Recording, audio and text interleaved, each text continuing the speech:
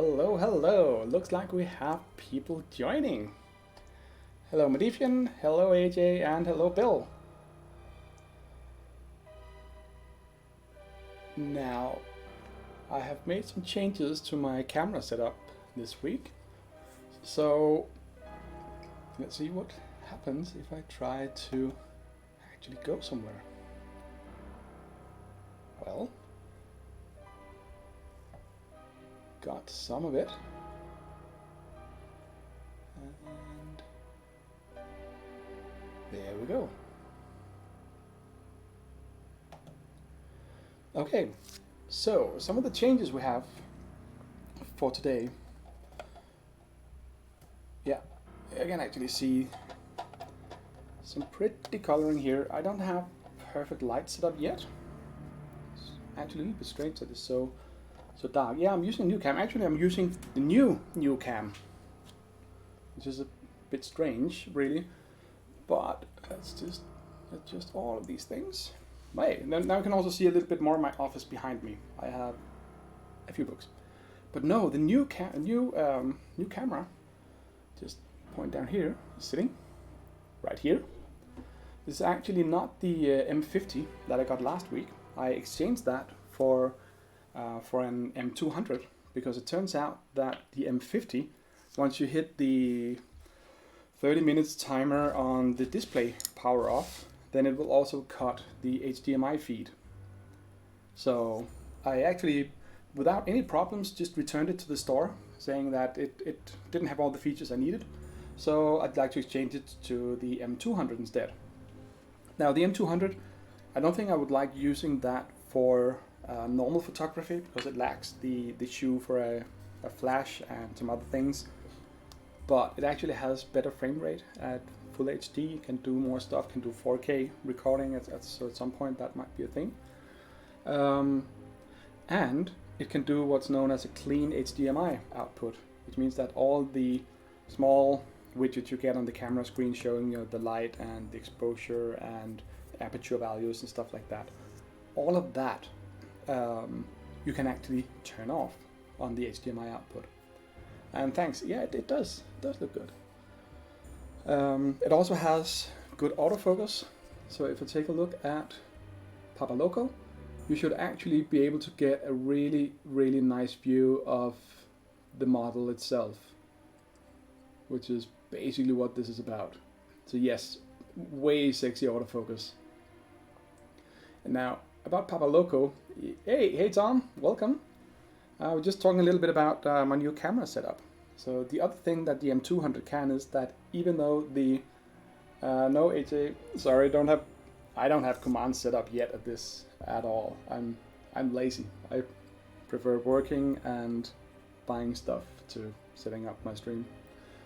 No, but yeah, the M200. One of the other things it can is that while the display on the camera itself will shut off after 30 minutes is the highest, the HDMI output still works, which means you can use it consecutively or continuously. Well, so you're off. Okay, but I guess the Tom command on this one should actually be some kind of throw people off the channel. Maybe. So anyway, the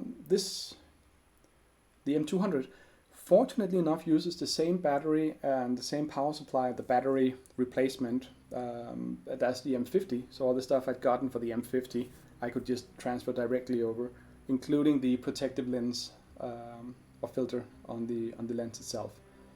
So yeah, all of that is pretty neat. And I'm looking forward to seeing how it actually goes. I think the autofocus seems to be a little bit off, probably catching my fingers once in a while. No, but I think the camera, by now it's just after 7. I just turned it on and left it running with OBS it's been running for about 2 hours now without shutting off, without me doing anything to the camera. It's just going steady and doesn't even feel warm. I'm just feeling the camera here to see, and it's nice and cool. So I guess it's passing the first of its test. So what do we have today? Well, today we have something that I've been talking about so many times, and that I've been wanting to show people at some point. This is not my entire Malifaux family crew.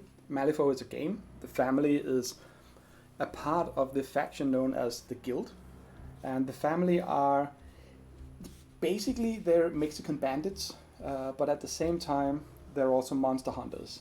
So they're gunslingers and yeah, crazy ass gunslingers and just all over the place, shooting, blasting away, and yeah.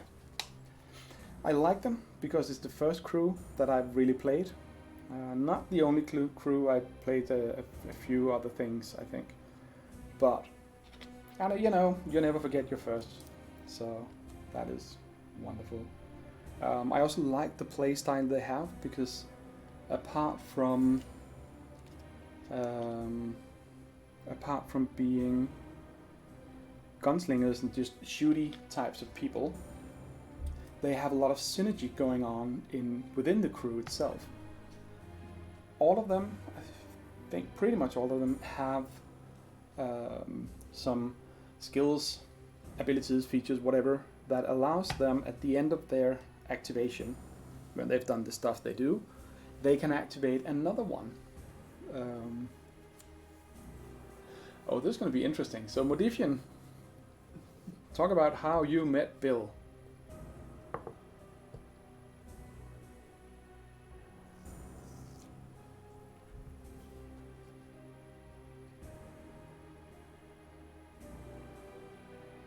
What are my other friends groups?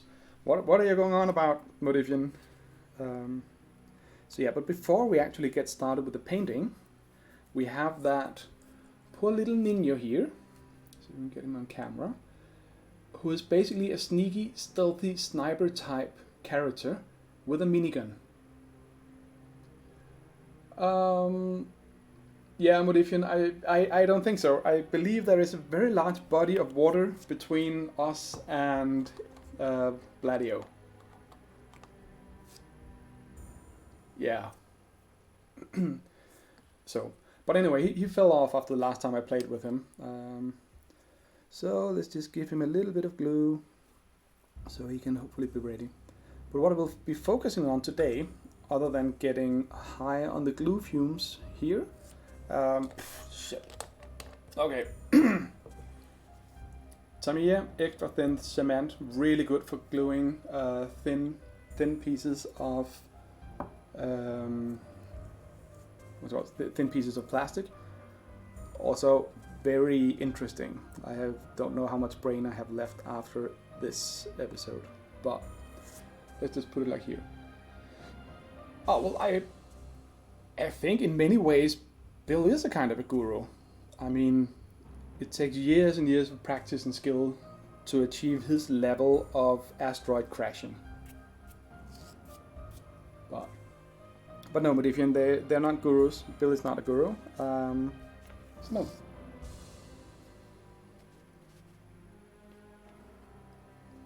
Anyway, that is Nino glued up.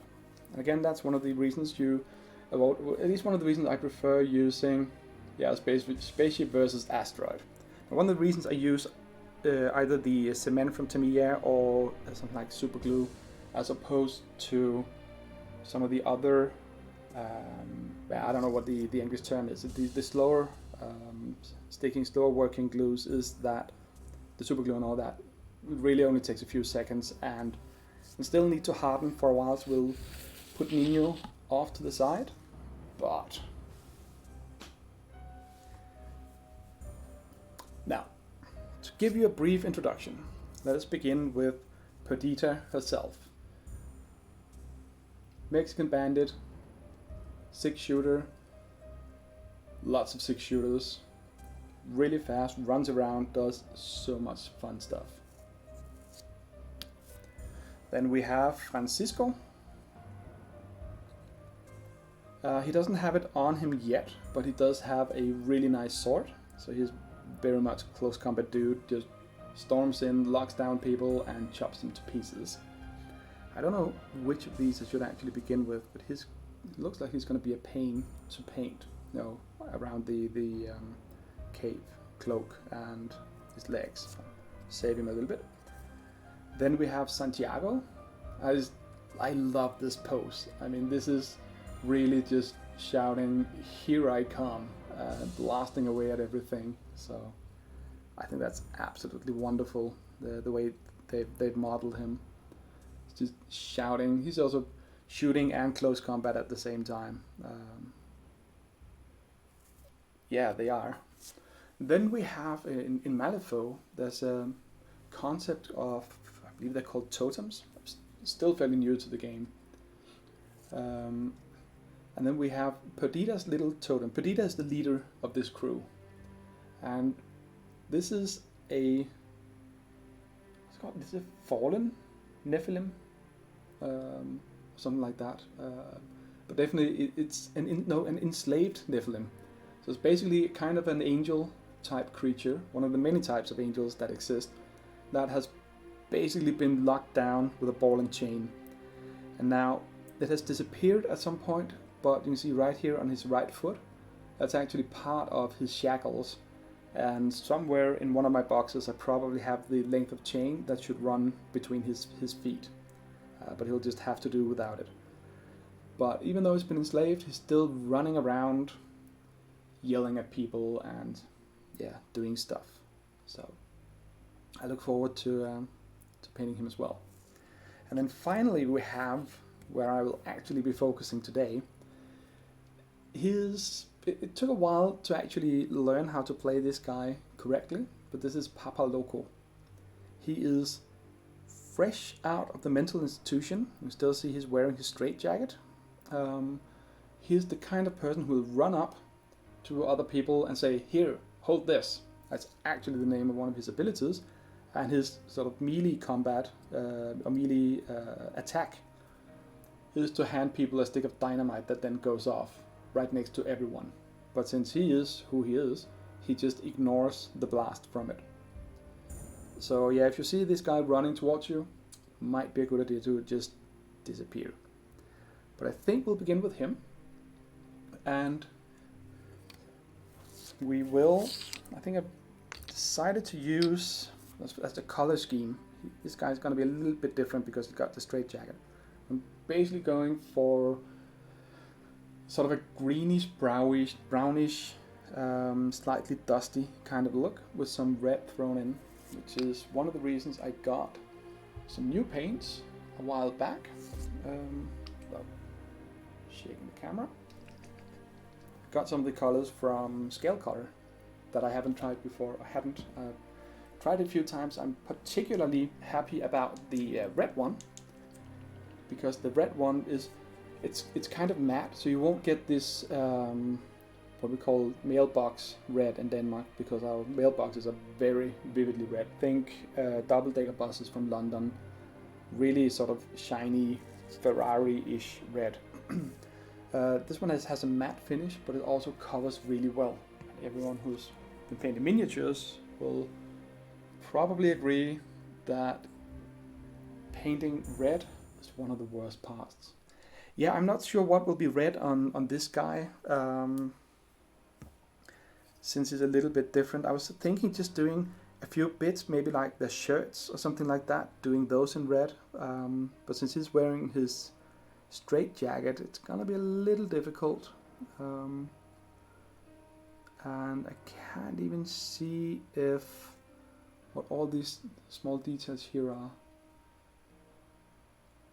Oh yeah, Tom, you know how to red over there. You definitely do. But this one is sort of more of matte finish. I actually have an example.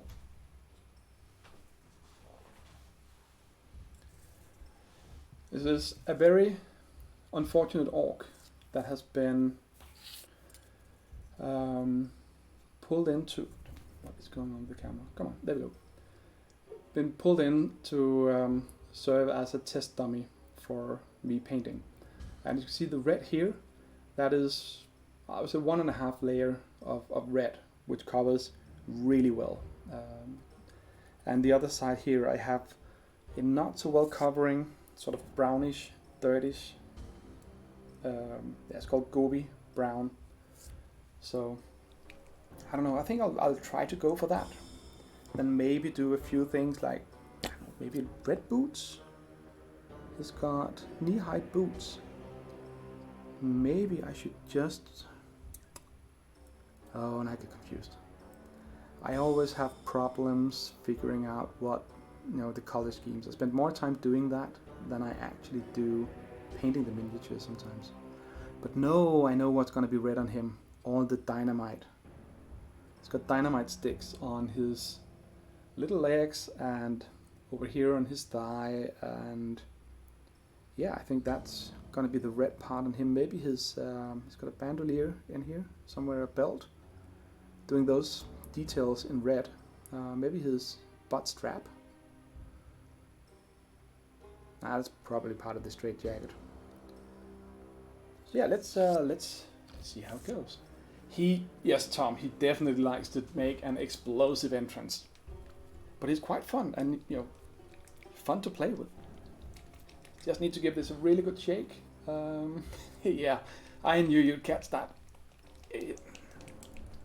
So, if you find yourself shaking these dropper bottles a lot and all that, I recommend getting what's known as a makeup or nail polish. So nail polish shaker, get them off eBay, other stuff like that, fairly cheap.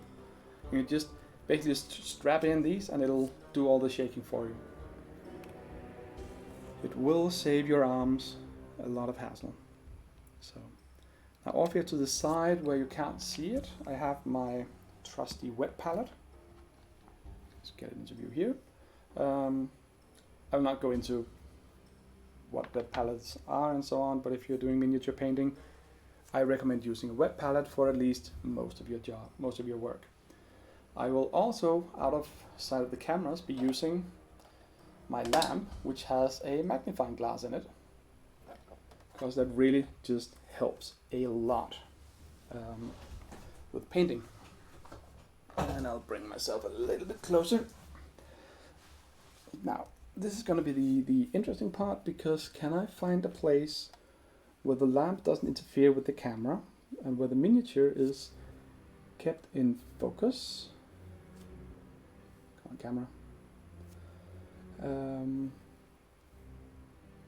And where I will be able to paint him. Well, AJ, the good news about wet palettes, I'll go into them a little bit anyway. The good news about wet palettes is that if you just take sort of a flat piece of Tupperware, maybe 15, 20 centimeters long, you can make one yourself. Just take some paper towel and some baking paper and you're good to go. Just wet down the, go search on YouTube and I'm sure you will find recipes for making them in no time. I am also, by the way, I've just ordered today a 360-degree head for the camera, because currently it's just mounted on a regular boom arm, where I can't tilt and pitch the magnifying glass. Well, those as well. They're really come in handy. I haven't used it much because I haven't been painting as much as I wanted to since I got it. But yeah. What I have seen so far is that, stuff like this, painting on here, it looks hopefully like I know exactly what I'm doing. It looks really impressive because you're only seeing the camera's feed. But what I'm seeing is really nice close-up of everything. So I can actually far better control the brush doing this. That is really, really nice thing to do. Yeah, you got an airtight box, exactly, Tom. That's exactly what I'm talking about. Good job. Just get one of the ones that you can really just close. People recommend storing it in your fridge. It should let the paint last even longer. So you can bring it out, at least use it for several days in a row. So yeah. Okay, yeah, I'm still not a fast painter, never have been. Don't expect to be it. Yeah, Malifian, I should not have said butt strap to you. Crazy people. But I can still make mistakes, even with everything being so nice. Who cares? We will fix that in post-production.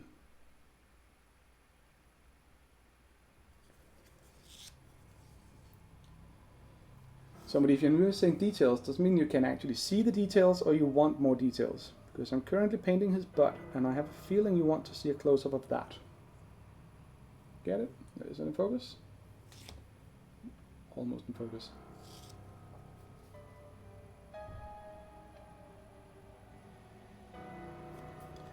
Now, I like the fact with this miniature that he is in a straitjacket, but someone that he's halfway out of his straitjacket and he's already got his gun belt on. I also kind of like the fact that even though he is holding the gun, he's holding it to his head. Oh, I hope I have a good butt emoji, but apparently not. Yeah. Good idea. Good plan. And I need to teach myself to actually look into the magnifying glass and not directly at the miniature. Yeah, I think I could get used to this. Now, I'm painting a little bit odd at the moment because I'm holding things very differently. And then when I'm speaking, if I'm not careful, I actually make the magnifying glass a little sort of foggy, which is a little bit annoying. Probably should hold it higher. But yeah, right. So far it's going reasonably well. So what have you guys been up to today? Anything interesting happening out in the world that I have completely missed?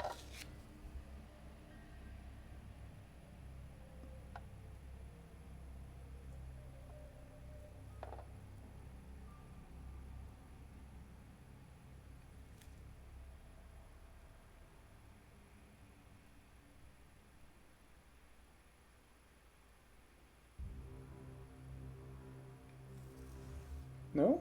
Nothing? Nothing going out in the world, or did I not miss anything?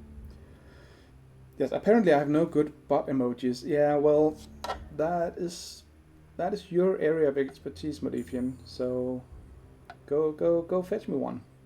We will make everyone here happy. Okay, now if you look at this brush here, you can see it. If I'm not painting all over the mini with it. It is actually beginning to split quite badly. And I've used this brush for well over 5 years, and I think it's just slowly dying. So I will change to not that one. We have here another of my favorite brushes. Come on, focus. A Winsor & Newton Series 7 size 0.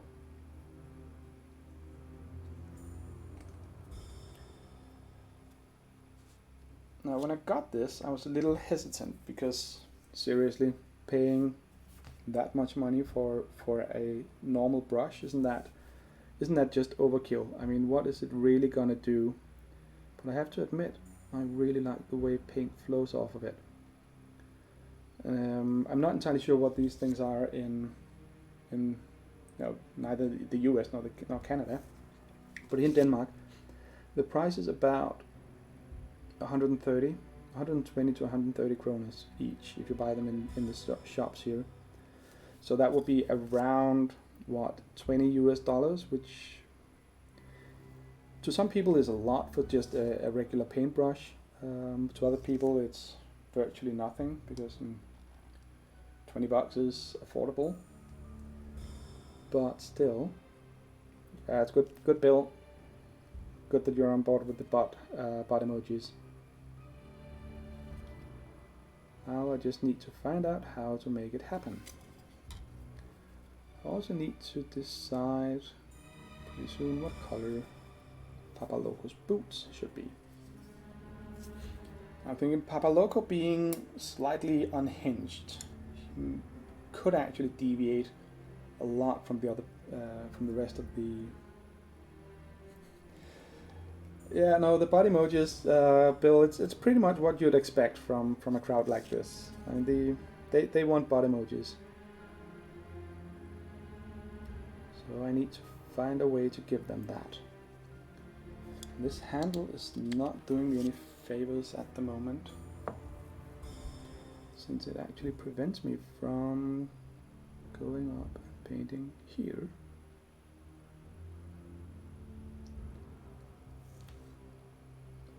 Yep, I know, AJ, I should not have said that terrible word, 2 words. But I did. I admit it, that was my fault. I shall definitely do it again some other time. How do people do this? Maybe it wasn't such a good idea to actually glue him to the base. But at the same time, I'm also trying to teach myself to do what people call table-ready miniatures and not doing display pieces. So I'm actually much more interested in just getting him painted, basically. And then all the stuff like fine detail and being really good at. So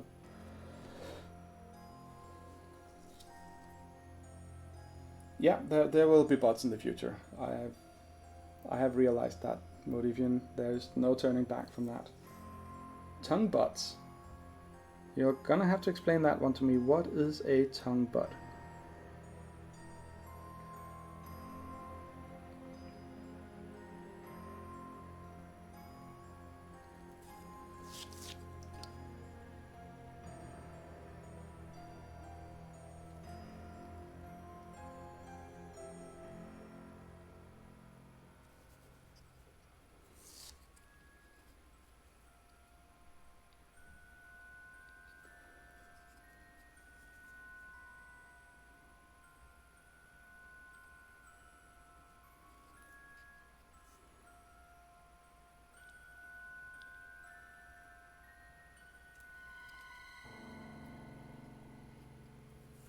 A tongue bot for the bots? I don't follow. What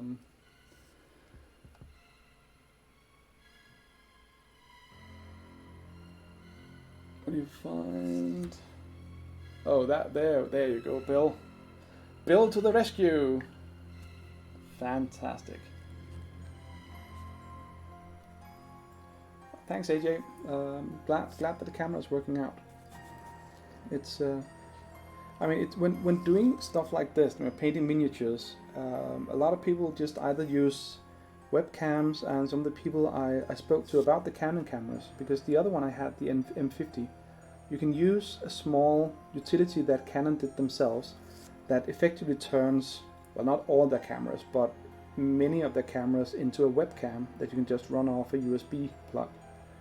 Now, the problem here is that when you do so, it goes down into 578p, the resolution. So we are not even at normal HD, we're not definitely not at full HD. We're actually pretty low resolution wise. And when I tried it out briefly, just because that would solve all the clean HDMI output and the power off thing and all that, that would actually be fixed by using the webcam utility. But at that resolution, I really found that it was impossible to properly see the miniature. And yeah, it's definitely a huge improvement over just using the webcam. The webcam I used back then is now the one pointed at my face. It's one of the Logitech C922s. So it's a good webcam, definitely.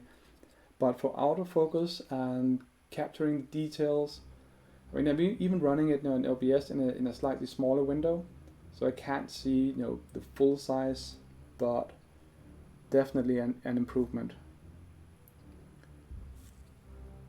So Papa Loco got a little coloring on his pants. Now we're gonna give him a second coat of color on the pants real quick, because I have learned something new when I started painting got back into painting a few years ago.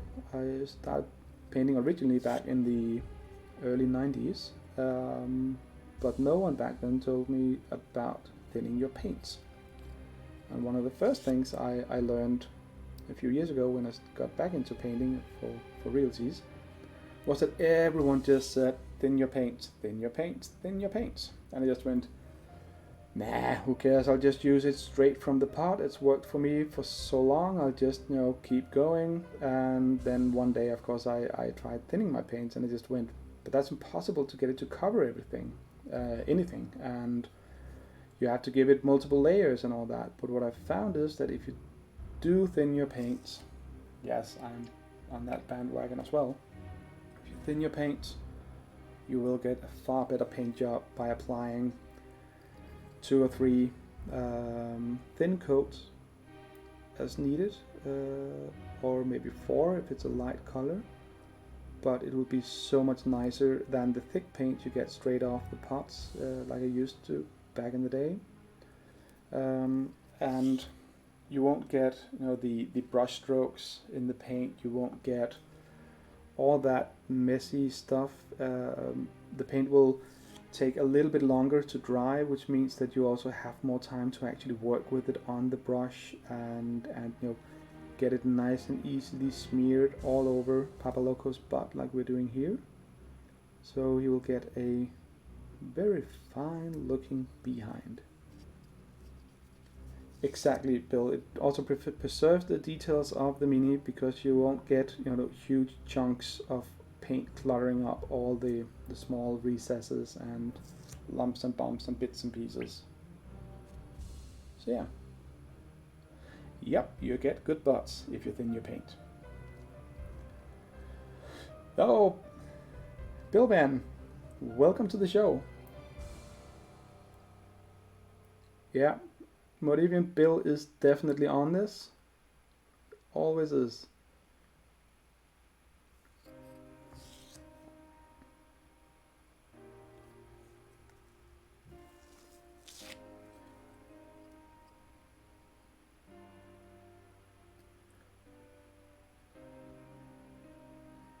But we have distinguished visitors today with Bill, AJ, Bill Ben, Modifian, and Tom. Yes, of course, Tom as well.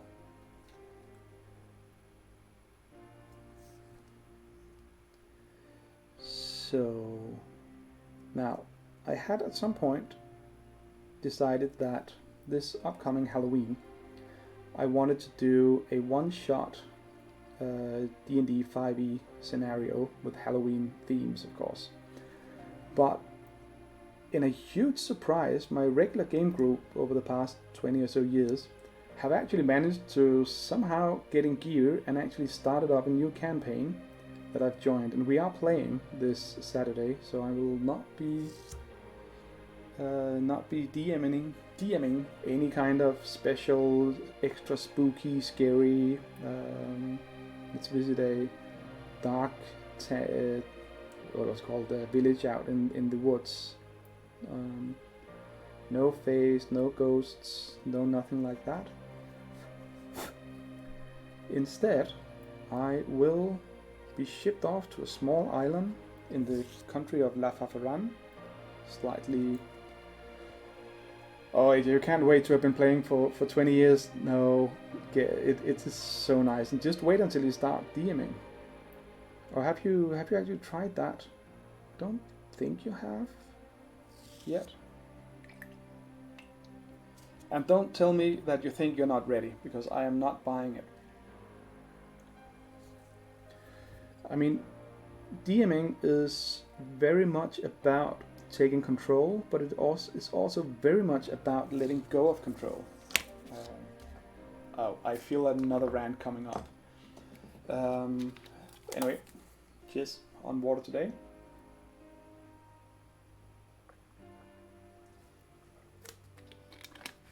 But a lot of... you are here for my rants. Okie dokie. Well, DMing. The fine art of DMing. There are only really one thing you need to know about DMing, and that is that you should do it Don't overthink it. Don't overplan. For God's sake, don't overplan. Hey, Wohan. Welcome, welcome.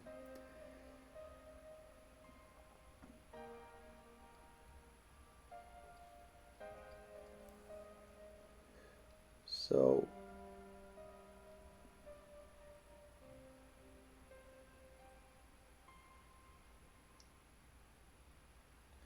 yeah, that is basically, you know, with the DMing stuff, and people will go, oh, but I'm not ready. I don't know all the rules. I have no idea how to do this. And basically, if you have a good bunch of players, they don't need to know the rules either. It just need to be cool people, people you like, you know, your friends, people who want you to succeed at this. They're gonna give you a lot of leeway. They're gonna give you a lot of assistance. They're gonna be really patient. And yeah, you're gonna make some things where you look back and say, oh, I wish I hadn't done that. But that is how you learn. That's also how we learn as players. That's how we learn in life.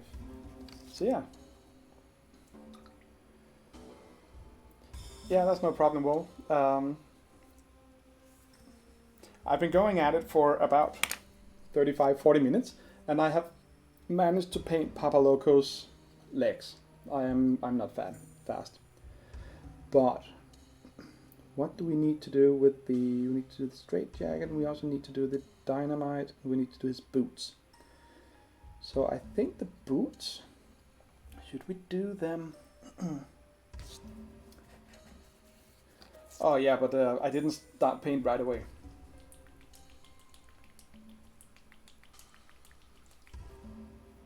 So, I don't know, maybe his boots should be this? No?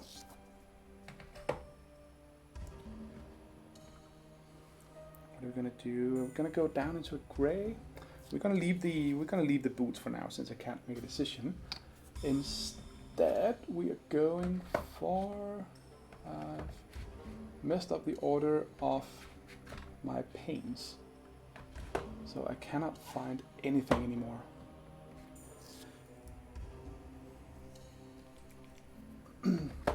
No, where is it? It is over here.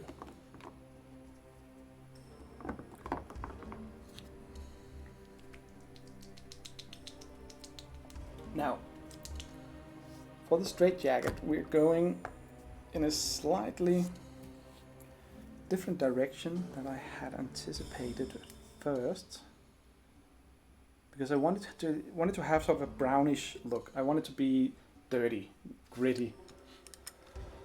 So we're going for a Citadel Wraithbone, which is sort of a creamy white. I'm just gonna pile a bunch of it on the wet palette, thin it down a bit. And then I'm going to do some fairly heavy shading on it.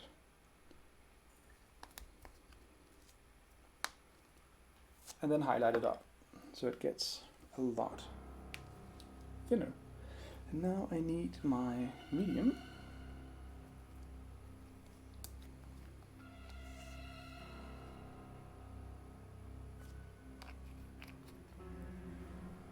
Yeah, well, and these are Malifaux. These are the ones I played with last week when you were there.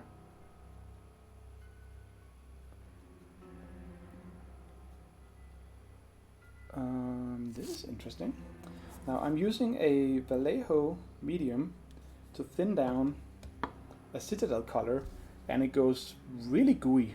So try. I'm doing it off camera here. It's really not working. Really not working well. I'll try to add some water, and now I just have a sort of gooey sludge going here. It's probably not good. Anyway, let's see how it goes.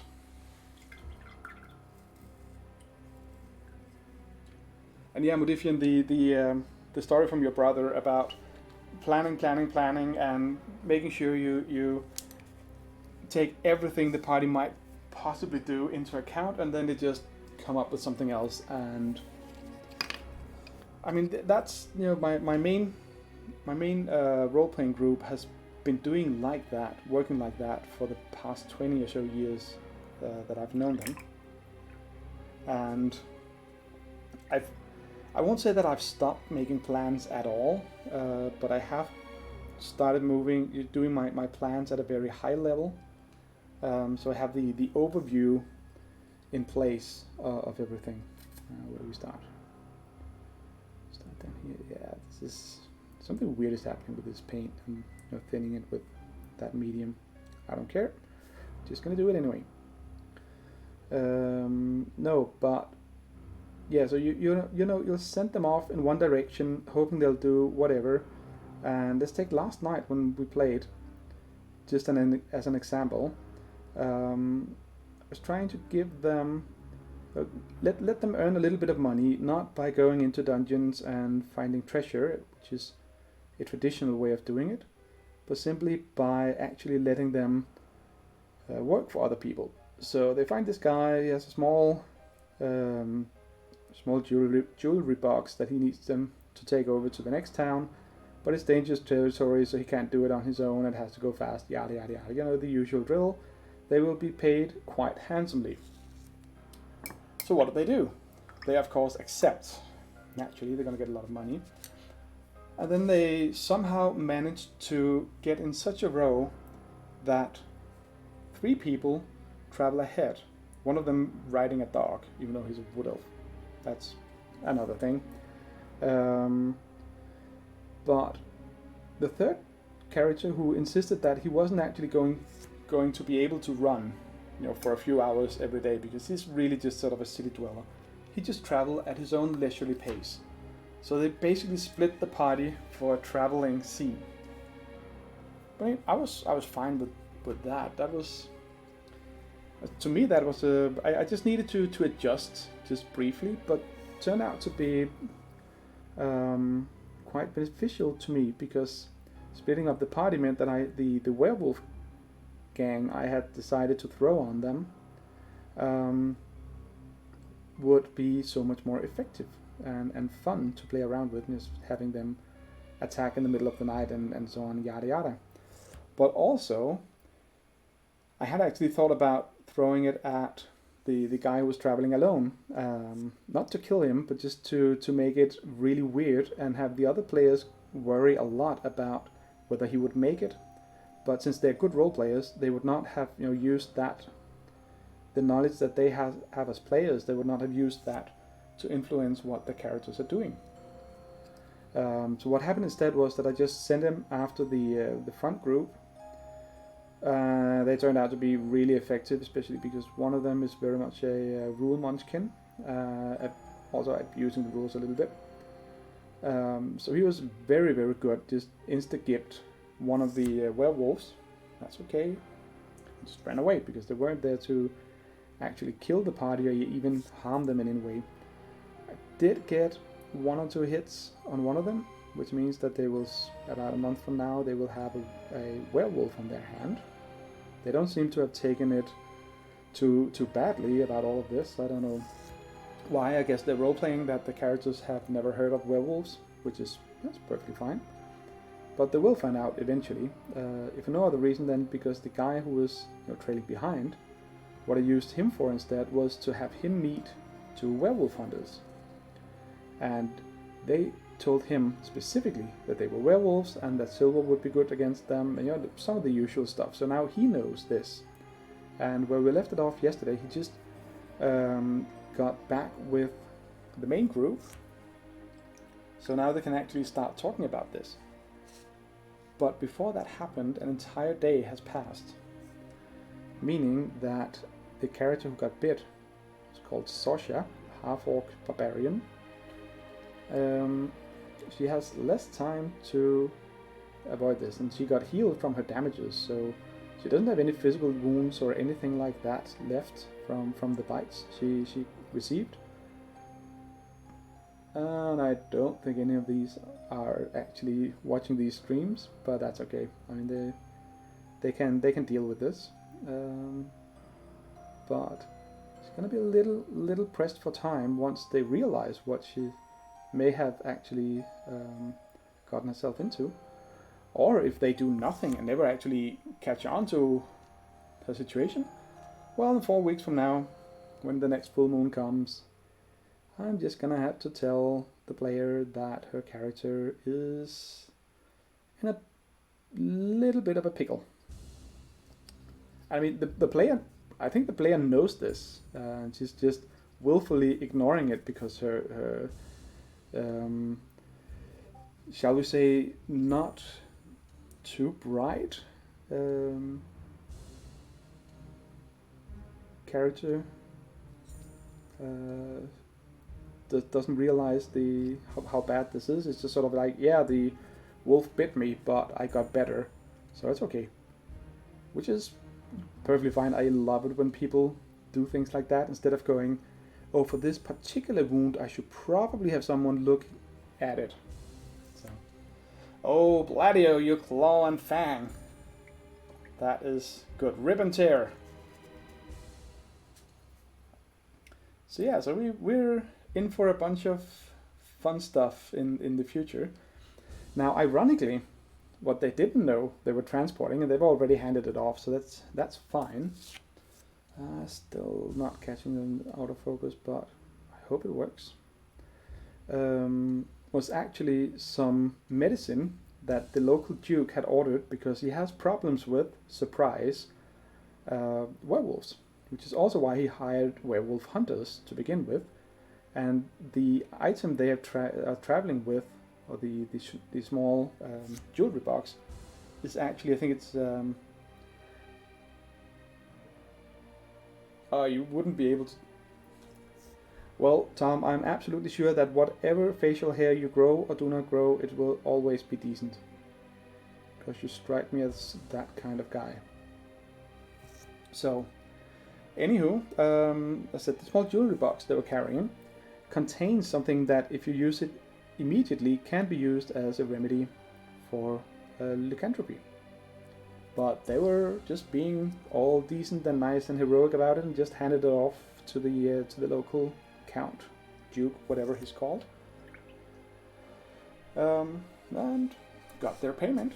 And now they're trying to, reconnect with everyone in the group, and we'll take it from there. So I have a feeling that they're not actually going to do anything about it unless I kind of sort of push them a little bit. I mean, the two hunters, the fourth guy, the last guy in the party, the straggler, they're, sad to say, they didn't survive the meeting with the werewolves, or more precisely, they didn't survive the meeting with the were-bear. It's a word I cannot say fast. Basically a bear that works as werewolves. Because you can also have that in Dungeons and Dragons. You can also have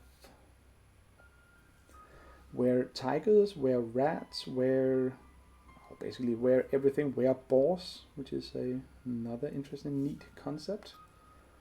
So yeah. So that was a small story from yesterday.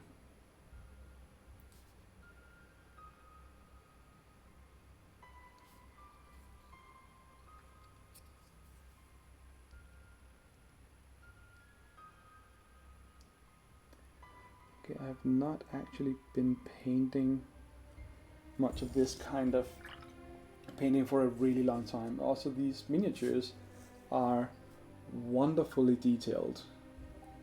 So, again, Bodivian, play nice.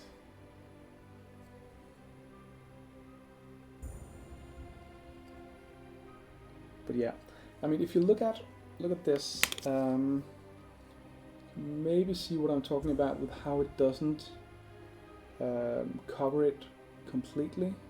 I don't know if that's light enough. If you look down on his left arm, you see that it's sort of different. It's on the right on the shoulder. It's a bit lighter than the rest, and that's because the paint doesn't cover as well.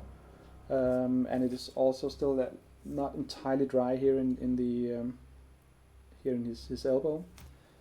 But that is as it should be. We just quickly give him another coat, and I think then we should be good. And you get a not much smoother finish to the paint when doing it like that. Also, when you're painting, if you're doing like I did here, which you can see, got a little bit of smear down on his butt.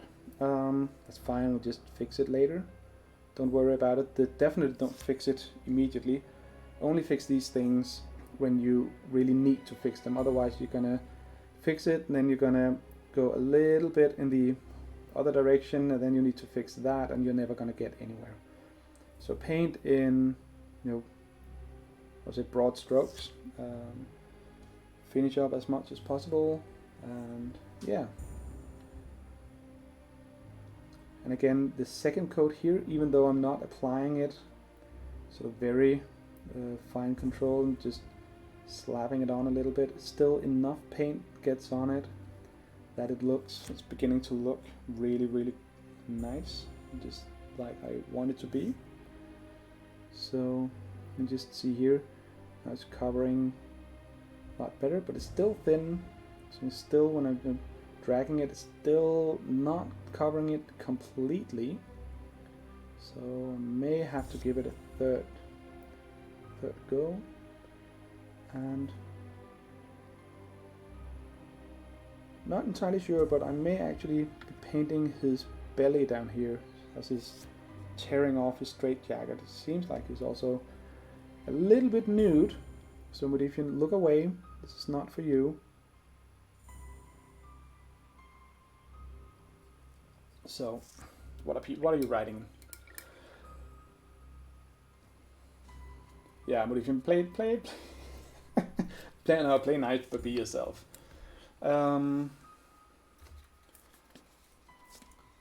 Yeah, ribbons, spray glitter. Yeah, and yeah, you like the pants color. Thank you. It really is. It's sort of a greenish brown, a brownish green. I can't really decide which way it goes, but I hope I can do some decent highlighting on it that doesn't screw it up.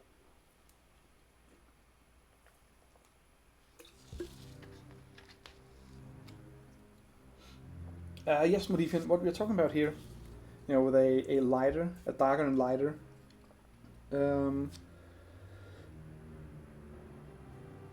So you're talking about basically just doing completely different colors. My plan was to just give it the same color all over and then use shading and highlighting to emphasize the 3D effect of it. But you could do what you suggest and just give them different colors. I mean, that would make sense.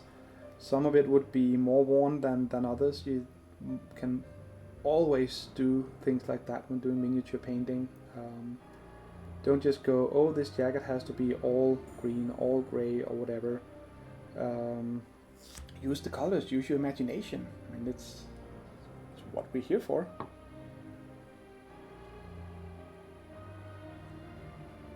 With different layers of coating, so the most layers on. Yeah, that's the technique that I'm trying to learn, that I never learned back in the 90s. Doing proper highlighting and basically the theory is, I've done it a few times with varying results.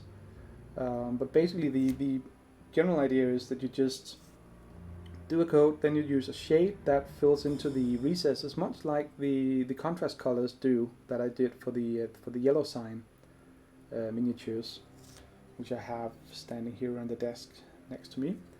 But then after that you build up the colors again, either slowly working towards your base color or just going directly to your base color, so you get a little bit of dark in the low-lying regions, and then you slowly just build up brighter and brighter. Just mix in either white or another suitable color for whatever shade you're going for, whatever color you're using.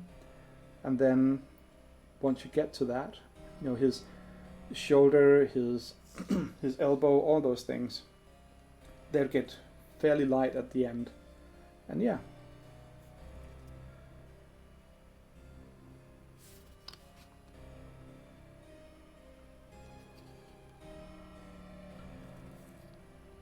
So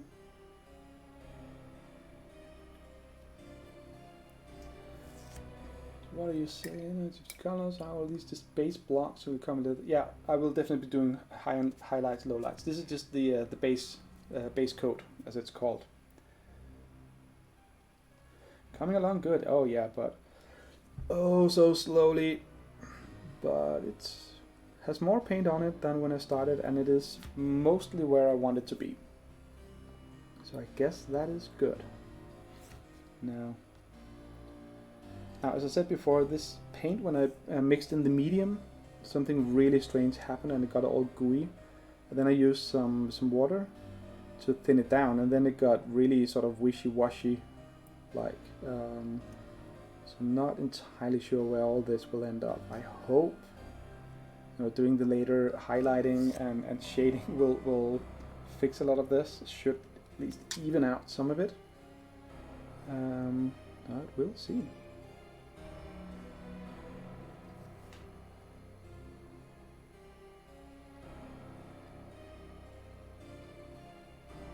For now, for me, I mean, basically again, I want to get these miniatures ready to go on the table. I do not have any plans of entering competitions or doing display pieces and, you know, having a small cupboard or something where I show off all my great work. I mean, these miniatures are meant for playing. They're meant for looking good on a table. When you're looking down at the scenery, at the situation, you should be able to see the miniatures just pop and be visible. You know, going heavy on the shading and highlighting to really make the details of the miniatures show up. At a distance. Not going for realism, not going for nitty-gritty things. Just basically just want it to be so much better when we're playing. Also, because as we all know, painted miniatures do so much better than unpainted miniatures. You just roll better with them.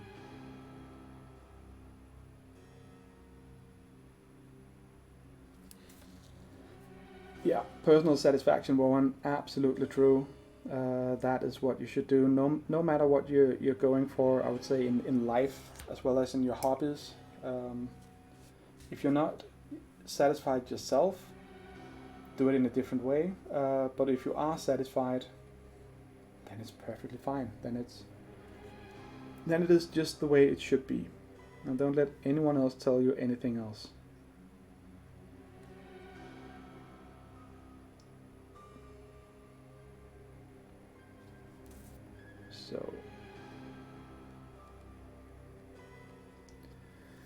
So Papa Loco, what more do we need to paint on you? And again, I'm actually considering, let me just wash off my brush here. As you might be able to see, maybe if you look at the camera, you probably can't see it, but all his belly region, stomach down there, I can't really get the brush in at the right angle to properly cover it. But since he'll mostly be looked at from this angle, maybe this, maybe that, from behind, then I'm not going to worry too much about it, because he's not meant for displaying. It's not meant for a group of judges to sit down and pore over every little last bit of detail to see that, oh, there's just a little bit wrong color or wrong highlight here. So no, that's not the purpose. The purpose is to make him look good when playing games. Because then, even though I tend to lose at these games, or at least get a draw, I just love the hobby aspect of it as well. Now his arm up here I need to do a little bit more work on, because that's actually going to be one of the visible parts on him. So let's just get that filled in nice and tight. So yeah. So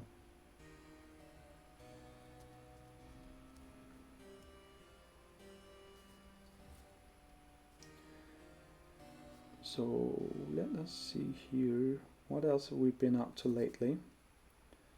Last couple of days. I mean, work has actually behaved.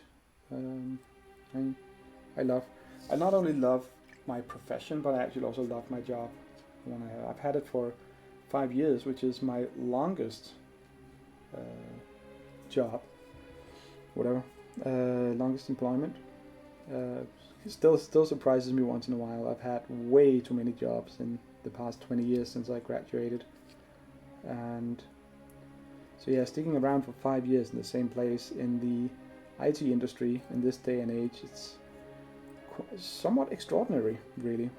I think I saw was a long time ago. It was probably changed after the financial crisis back in 08, 09, but back around that time, the average employment length in Denmark in the IT industry as a whole was about 16 months.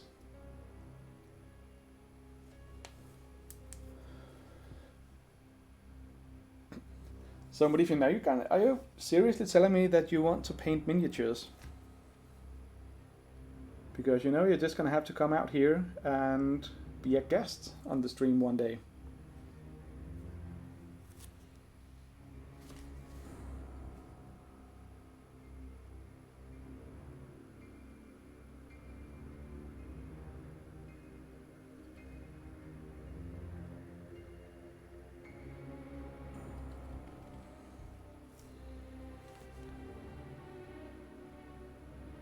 Okay, now this here requires some concentration on my part, and I would not have been able to do it without the magnifying glass. Even though you can't see it on the camera,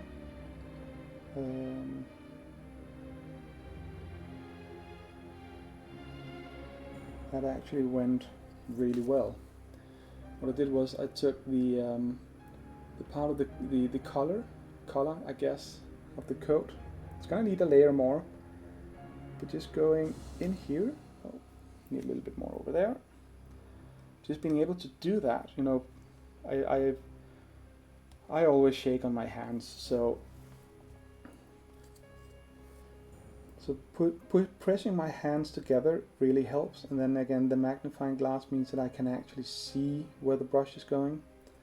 And also, if I ever called the brush a pencil, it is because the Danish word for a brush is pencil. It's not spelled like pencil, but it's almost pronounced like it. So if I do say that, I apologize, but it's because I'm focusing on actually painting. All right. So, well, Modifian, I'm going to take you up on that. All those in favor, X up in chat. That means put an X in chat, and that will be a vote towards getting Modifian to paint miniatures live on stream. Yeah, Bill got it. Tom's got it.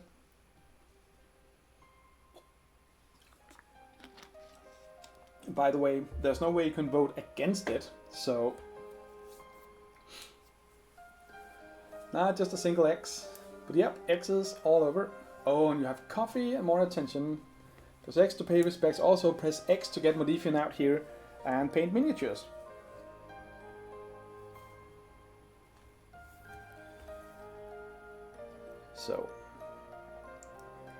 So coming along nicely.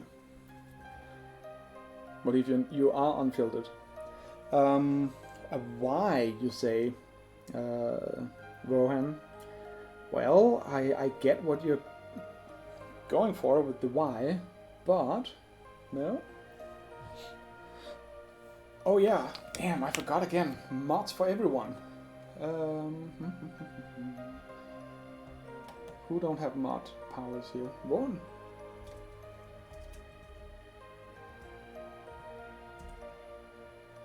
Yeah. You got Tom? Do you have?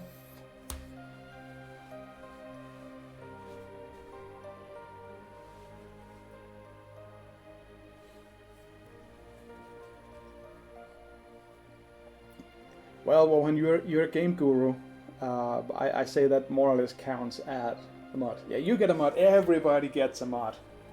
I mean, that's the best way to. You know how it is. This is the best way to get your troops under control. You know, to prevent. Oh, you have to go do some things. Not fun things like cleaning, but you'll keep lurking. Okay, well, thanks for the lurk, AJ. I appreciate it. I will just need a quick touch up on Papa Loco. and we will get on with whatever I need to get on with.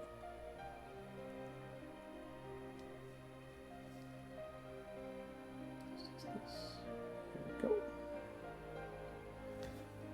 That was it. And we will... a sword. What did I miss with the sword? Gibbs sword. Oh, yeah, that sword. I am a little tired. It's been a long day, especially also because, well, I said I loved my work, and yeah, I do, but I don't love going into a meeting only to find out that on my way into the meeting, you know, from working from home because of Corona and stuff, the meeting I was going in to have was not cancelled, moved to Monday. So I went all the way into the office to not go to a meeting and then go back. Oh, you're doing some yard work.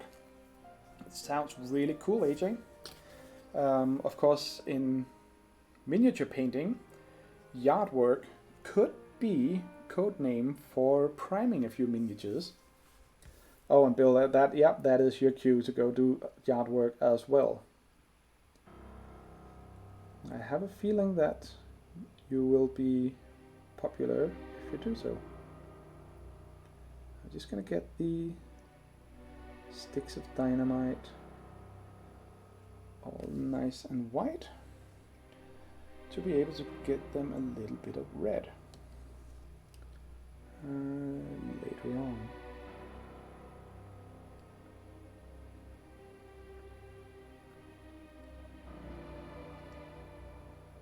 Wow, this is so much better to paint when you can actually see where your brush is going.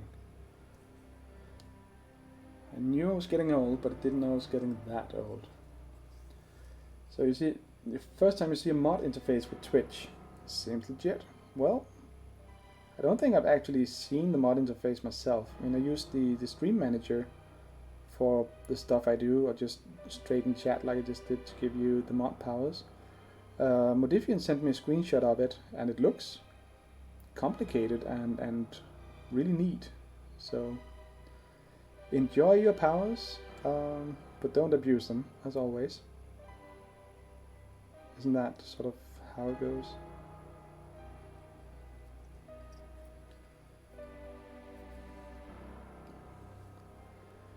I think that's... Man, I can paint straight with this setup. So cool. With great swords come great powers. Yeah. Or great cheats, but that's just something else.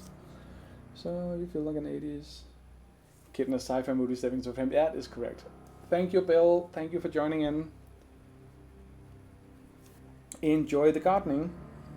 So, okay, so they got a little bit of white on some of the dynamite sticks. Just need a little bit more and we should be there. And damn, these miniatures are actually so detailed that it's difficult to get the brush in to actually hit the places I want. That is a nice challenge to have. I don't know if that is intentional, and I also don't know if maybe when miniature companies make their miniatures, if they actually consider how easy the model will be to paint afterwards. I mean, you can make fantastic models in poses that are almost impossible to paint.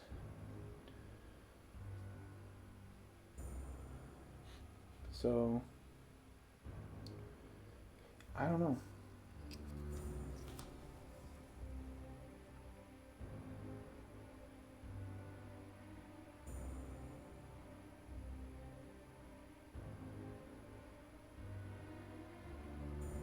That should be enough for when we get to the red bits.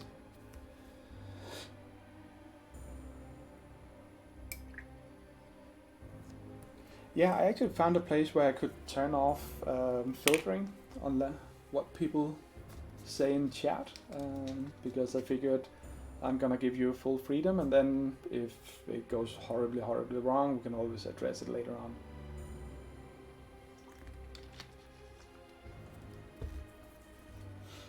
So getting there. Now, that done means that I should do his face. And for his face, well,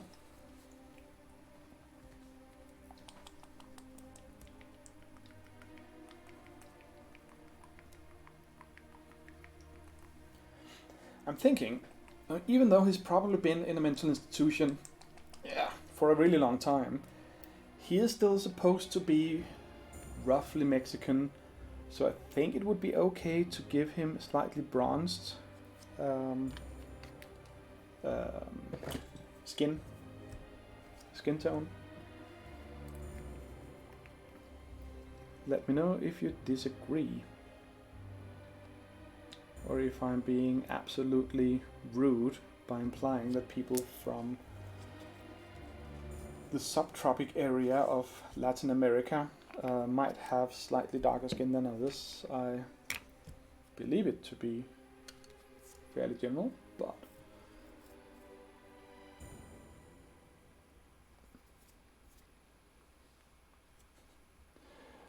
no, I actually don't think you two have met, to be honest. I can't remember when, because you mentioned Elias Modifian, but I don't think Rohan has been to any of the parties out there, or birthday parties, celebrations.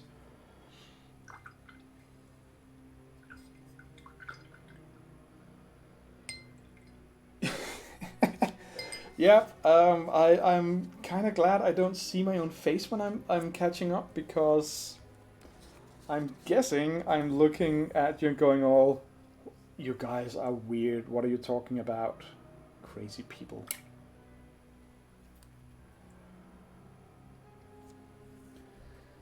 So yeah. Now, he's not wearing gloves. I've just decided that. And also, I know what's wrong. I'm sitting far too low on this chair. So let's just bump up a little bit. Let's see if that works better. It seems like it does.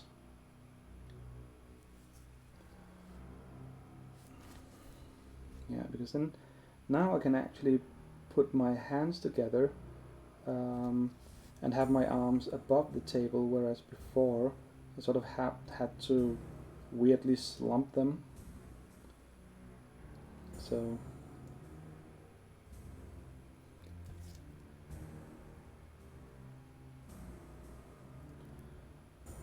yeah, it's going to be interesting to see where he turns out. If you're sucking several dicks, is it all in your mouth at once or just going between them? Yeah, thanks for stopping by, Bill Ben. See you around.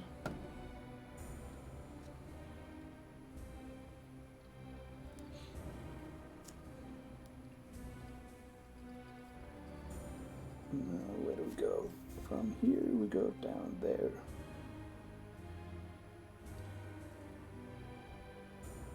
But Rohan, how's it going with your kill teams?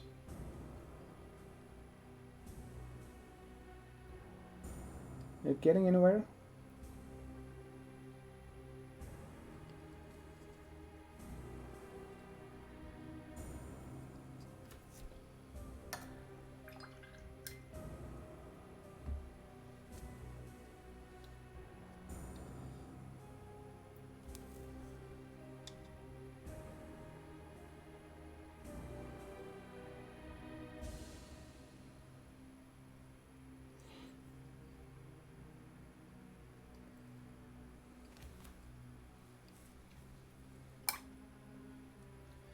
Okay, I got eerily quiet there because I actually tried focusing a little bit. Can you even see this? Yeah, we can see if I should be down here. Playing around with new camera setups is always fun. But in the meantime, let's have a quick poll. What color should his hair be? You can pick any color you want, vote for it, discuss it among yourselves, and after you've decided upon his color, I will choose whatever I feel is the best. But give me some inspiration here, people.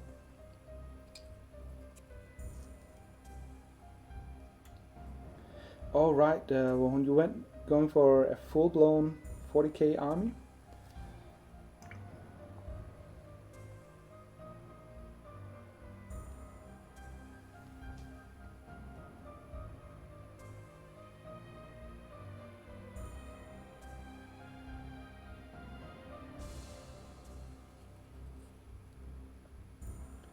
Okay, I'm painting something that I hope is his ears and not part of his hair. Oh yeah, right, you're going Grey Knights. Well, look at it from the bright side. You have fewer miniatures. So black but with white streaks. Sure, I could do that. Would sort of white highlights be cool? I mean, he's got this sort of lumpy hair that I can very easily make white on top of some black hair. Or should it be sort of stripes? That be better.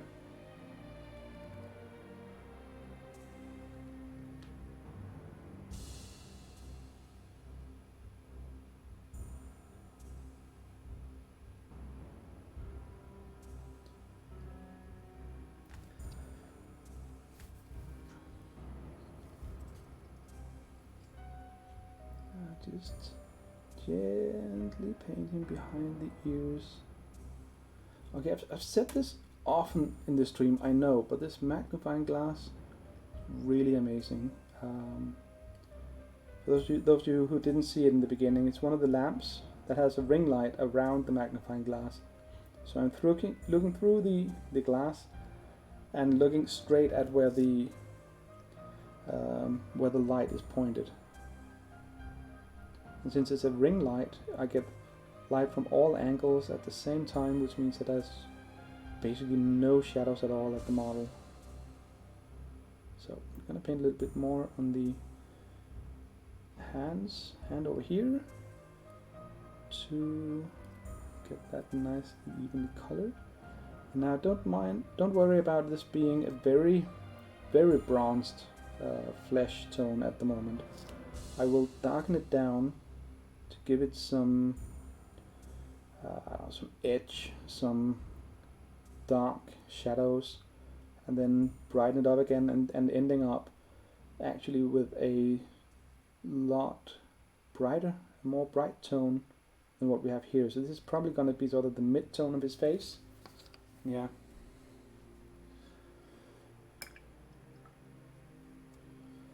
Like, who's saying what about paint? You killed him down, especially army, color for what, and the color for what? The color was for the hair. I think it comes nicely, yeah. Grey Knights are boring to paint, I think that. Yeah, you need my rate my Twitch. Well, we could do that, Wohan, if you wanted to, and just slap on a webcam. I found out that you can actually use... No, I used my output from OBS as a webcam for Zoom or Discord. I think it was Discord. So I could put different video sources together. But yeah. And yeah, I need to get it proper started. I know, but if no one's going to be a beard bitch anywhere.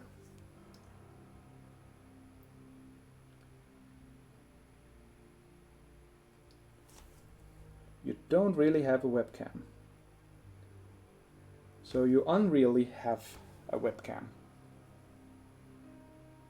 Is that it?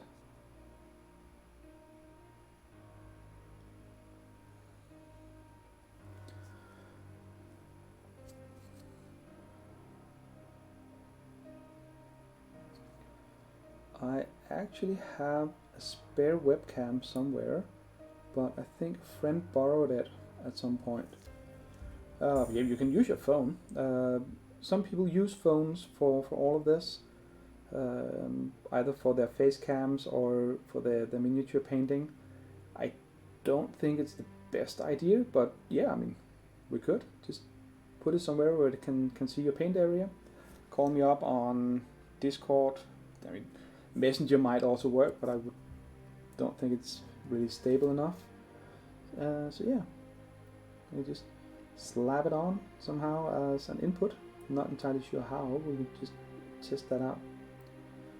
I watched a little bit of one of the Danish people who has Dukker and Dæmoner, a Twitch painting channel, and he frequently has visitors going on. What even? What dreams are ruined? Oh, because there are no bitches? Well, you have a laptop with a cam that you could use. Yeah, there is. See, that is, now that right there is really good. You know, you're thinking in solutions, not in what's called restrictions or constraints or anything like that.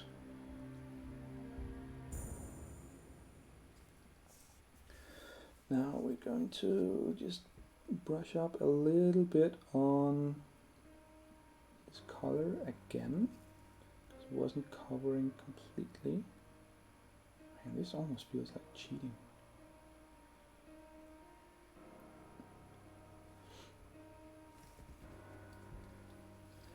Well, I mean, still haven't done shading or highlighting at all, but this is the stream where dreams come to die. That is absolutely correct. That is my specialty. It's taken me 30 years or so of game mastering to get to the point where I can just, without thinking, make people's dreams die. I'm not sure that's a good idea or good thing. Oh, butt strap. The butt strap needs to be painted. What if that's your job? You have to remind me of these things. I mean, how could you let me forget about his butt strap?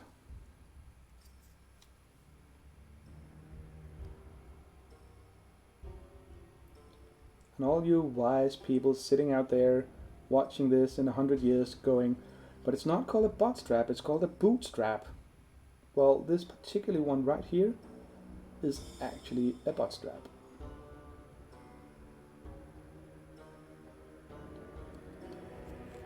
And I'm not doing a very good job of this. Mainly because I've been painting for a while, so my hands are starting to shake more and more. It means that it might be time to stop. But stopping is boring, and when you've stopped, your miniatures don't get painted. Because unfortunately, there are no miniature fairies who just magically show up in the middle of the night and paint all your miniatures. So, what do we need? We need some black. Well, actually for the hair, considering that we've done, I did the what's known as a zenithal highlight, which basically means that you spray paint the miniature, in this case black or some other dark color. We're going here. And then you gradually, from a steeper and steeper angle, do brighter and brighter spray highlights up until white, completely white from the top. So you see from the top it's completely white. From the bottom, yeah, this hasn't been painted, but it's really dark. And that actually gives a lot of highlight. So if you don't do too thick of a paint cover or paint layer, you will be able to see that through the paint. Very subtle, and that will highlight things. But he's already kind of got sort of the black hair with some white going there. Doesn't look half bad, so I think I may be able to pull it off just by shading his hair black and then maybe doing a bit of highlight on top of that. But his gun, on the other hand, will need some black. No wait, we'll do his gun the old-fashioned way, and will give me the chance to try another paint that I got from Scale Color. This one here. Their entire range of metallics is called things like thrash metal, which is my favorite kind of metal. And now we're talking in the music style, thrash metal. They also have other kinds of metal from that genre. I cannot remember what they're called. But for the gun, we are not going to use my good brush. We're going to use my slightly battered brush that I had before. Yeah, dark underneath and fading it to white on top. That was kind of what I'm going for. As you can see, Modifian, this is more or less already in place. Come on, focus. Not you, Modifian. I know you can't, but the camera. There we go. You can see he's got the dark underneath and he's got the white going up, to the highlights. So I'm hoping to just make that even clearer. Come on, silly camera. I got a good camera for it to focus, and now it decides to not focus. There we go. For some reason it could there. So you see it's almost in place. You just need to get it slightly darker and black, and then some heavy white highlighting on top. I think that's gonna be just fine. No, but for the gun, since we're back in the Old West, Wild West with 6 shooters, this is basically just gonna be metal all the way. And we can do that. The old way of doing it, you can either just paint whatever you want metalish, paint it black, and then dry brush the metal on top of it. That usually gives a really good finish, because you will see a lot of the black coming through whatever you dry brush.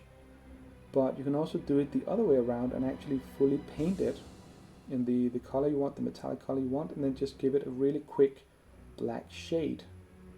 And then again the shade will go into the recesses, and you will have a metallic darkened down pistol, in this case revolver.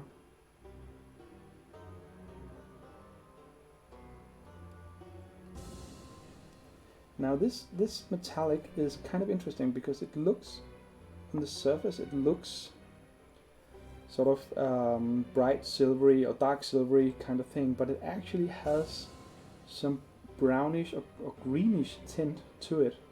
Not a lot. I don't think you can catch it on camera really. It's really subtle.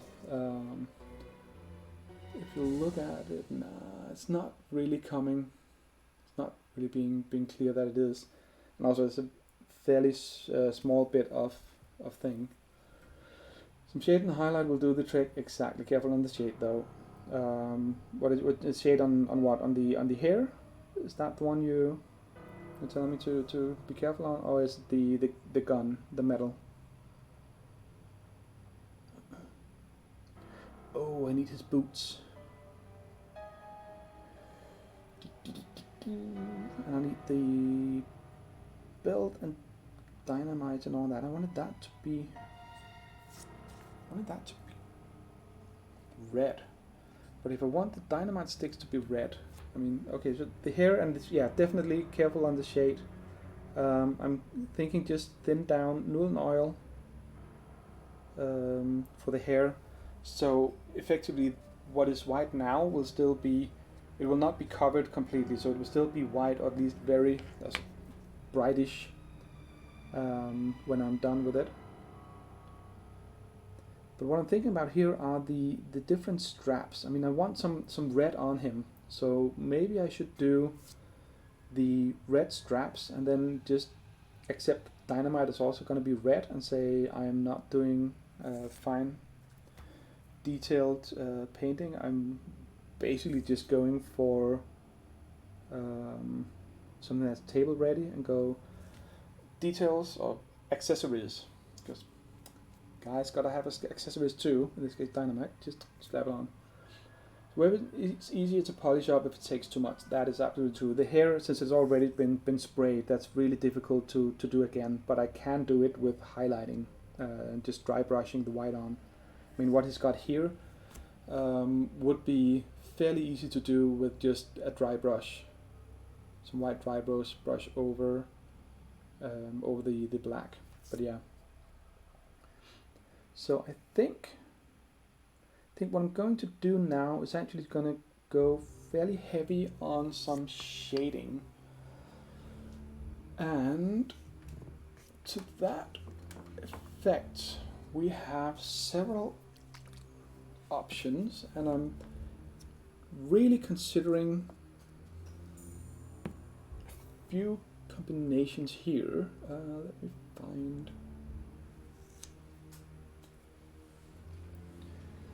What do we have here? We have, now, don't know if you can see the difference in color tone on these ones here, but we have the Seraphim Sepia, which is basically like your sepia filter on your camera, and the Agrax Earthshake is more reddish, and we have all the way down to the black Nuln Oil. So what are you saying? Well, but it need quite a bit to make it stand out with high contrast. I have a really bright silver that really good for highlighting weapons over base and heavy shade. Yeah, I mean, going completely bright after just doing the base color and then the shade and then a little bit of really bright highlighting can be a very effective and good way of doing it. So I'm thinking for the shade, I think I'm actually gonna go. I said I wanted the coat, his straight jacket, to be. I also want the strap there to be a little bit more defined color wise. So let's do that. Let's do it like so. We'll touch up the rest in a bit. There we go.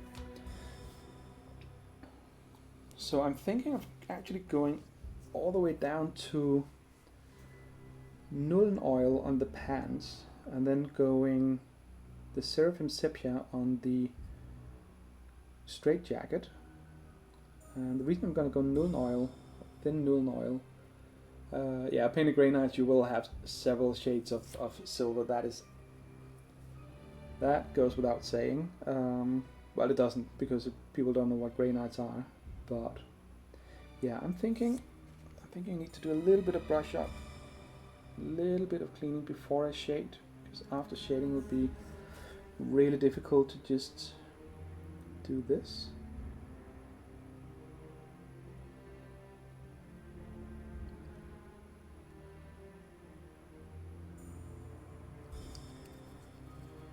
So we're doing like this, we're doing like that.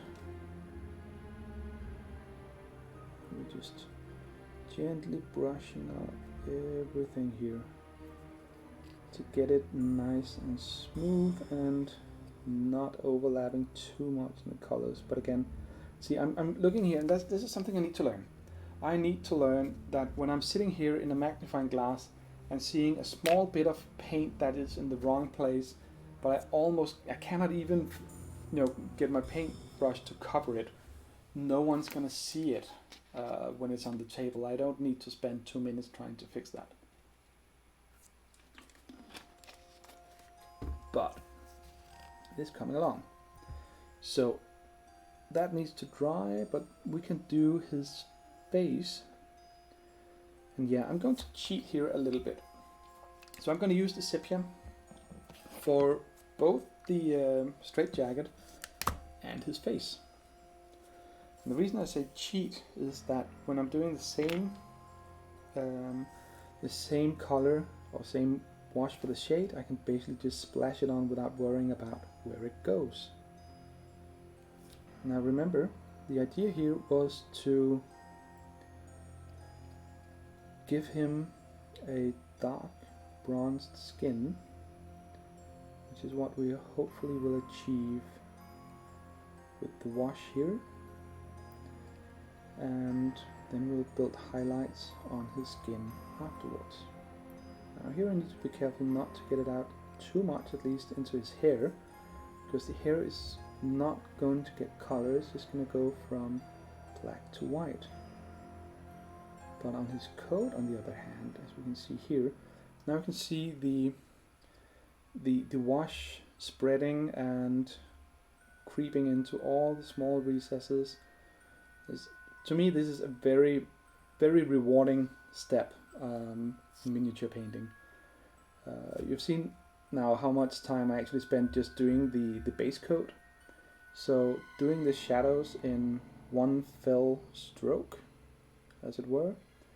It just gives me so much joy. I know.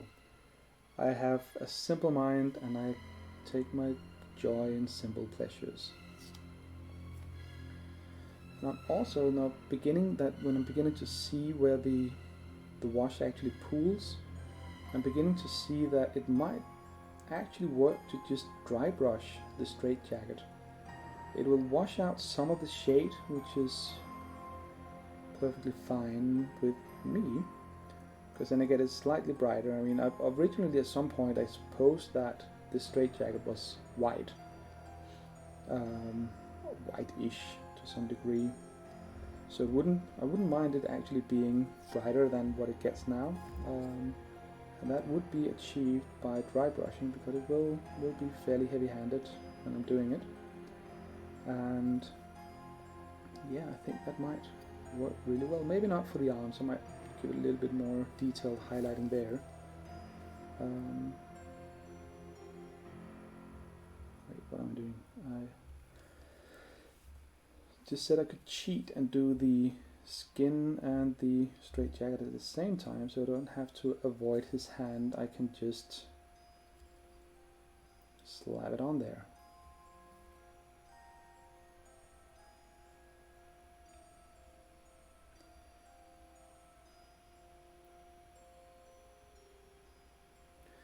Doesn't seem to work as well as I would like it to on his face, though. That is a little odd.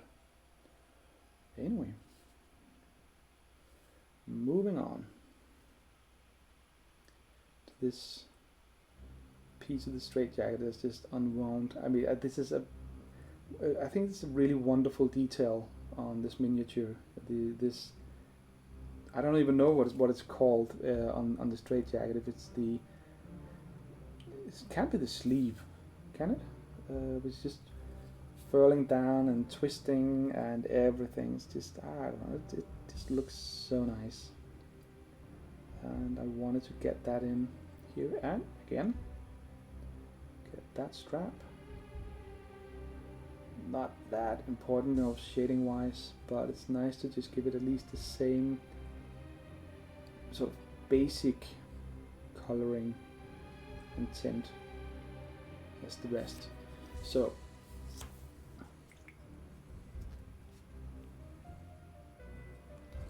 this here,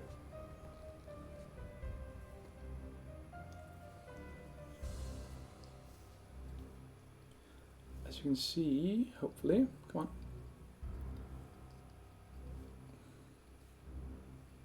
Yeah. Yep. Now, this has not happened to me in a really long time, and I actually managed to catch the jar before it fell over. So that is why you should always close the lid on your paints. Especially because this was actually even a wash, which is really thin, so that could have gone very wrong.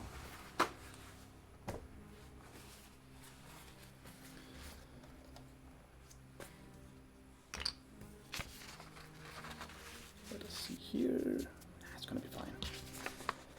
No major catastrophe here, nothing that... Now, the good thing here was that no miniatures were hit by this. That is always good, because that would have been really horrible. Yeah, I use the palette as well for my regular paints one, but for shades, I just use them straight out of the pot.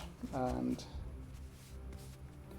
I mean, I haven't found any good way of getting the paint onto the palette. Plus, it's So yeah, disaster resolution. Well, again, it's one of these times where you go, oh, disaster resolution. Yeah, but it's kind of a disaster I created myself, and I think part of it is because I have the lamp in the way. So I have this huge blind spot. When I'm looking through the magnifying glass, I can see the paint pot, but because of the distance from the magnifying glass, from the lamp, I'm actually seeing it double. So it's a little tricky to actually get the paint into it, and if I'm not careful, I knock it over, apparently.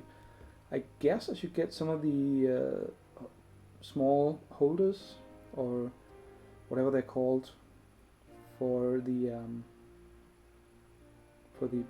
paint pots. People do them, and you can fit in, I think, 3 or 4 or whatever at the same time. But yeah. But now, as we see here, because this is fairly dark, sort of greenish brown, what I'm using here is actually the Nuln Oil, which is a black, fully black shade, and the color still comes through quite nicely, even with the black shade on top of it. Oh yeah, directly on a wood table, that would be impossible to get out, I guess. The table I use here is my painting table. It's actually one I built specifically to be able to do these sort of hobby arts projects, and it is made from wood, but I've actually taken a see-through sort of plastic cloth thingy, voksdug in Danish, and put it all over the desk. So in case I have, major mishaps, still gonna go well. I almost knocked it over again because I can't really see it well. No, but what I was going for here is, the black, the Nuln Oil. Even though it is really black and really dark, and the pigments are black, when it's thinned down over his pants, as you can see, maybe you can't. Still, it retains its original color, but the blackness of the shade creeps into the low-lying parts and the folds in his pants, so that works really well, I think. We just need to get all of this done. Getting from this side, maybe not that much, that's fine. And just tighten up the rest here. And now I do believe that when it actually starts drying, it will lose some of its darkness.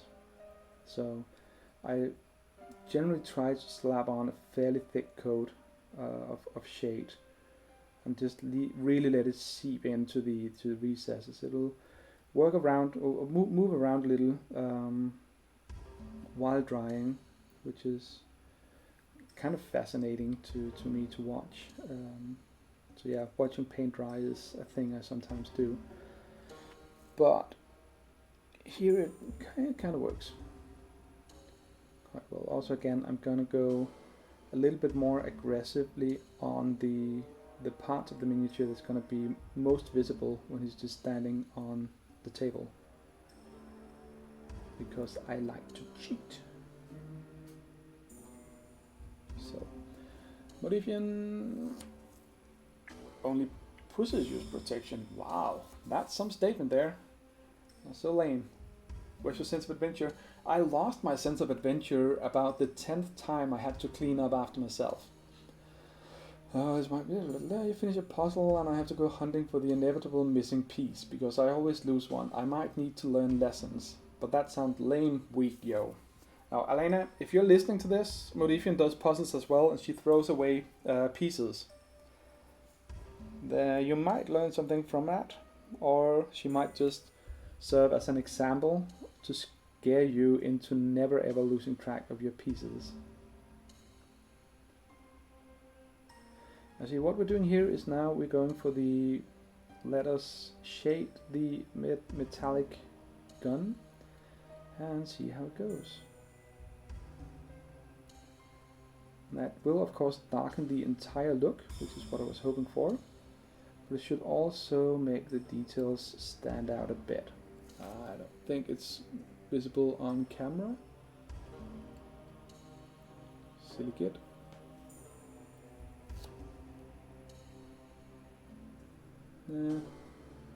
Not really. But I mean, look at that straight jacket. It's going well. Oh, we need to do the black on the hair as well. I'm curious as to how that will turn out. And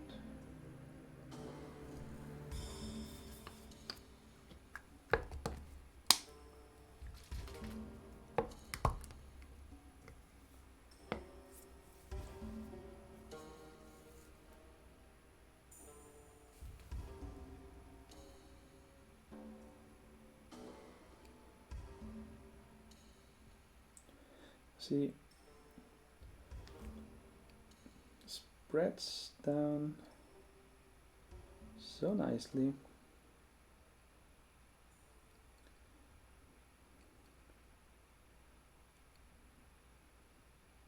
I think this is gonna work really well. I mean, when you're doing the table ready, as I call it, miniatures, when you're painting them, find something that really defines the model, and then do something that really make the miniature pop with that effect. I mean, for him, the hair definitely a good place to go looking, because it's going to be visible from all angles when it's on the table. See it from the front, from behind. You'll be mostly be looking from up top. So getting all the cheating tricks here. And then make sure that it spreads evenly, gets into all the small recesses. And it's still fairly bright. Maybe I should have dry brushed it just a little before I did all of this. But you like the shiny butt crack. Why am I not surprised? So you find your puzzle pieces. There are only so many hidey holes in this place, so. But yeah, but I still mean, with 2 cats and a toddler in the house, I'm surprised you find anything. Yeah, exactly. Rohan, the final, the highlights on the straight jacket, because again, if you're standing like this on the table, come on, camera. Yeah, I mean. The pants, yeah, they're gonna be there. Of course, they have to have a color, but I don't think I need to highlight them that much. Maybe a bit on the front, but it's the straight jacket and the hair are basically gonna be everything you see in this miniature if you're looking from up high, and then maybe the base to give it some flair. So yeah. Definitely some highlighting, but I think I can get away with dry brushing the straight jacket. Dotting in. There's some small locks on the back. What are they called? Not the straps, but the parts you tighten. And yeah, so it's coming along. Yeah, dry brush will do fine. I agree, which is why I said it. Oh wait, maybe. I was talking about the red part and dynamites. What about giving him red boots?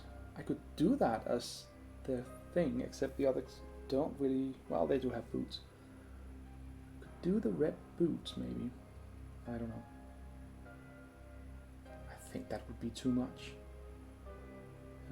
Actually considering doing the same color as the straight jacket, same scheme for the boots. Oh, I can see I completely missed out on a part of the straight jacket here. Let's see how well we can fix it.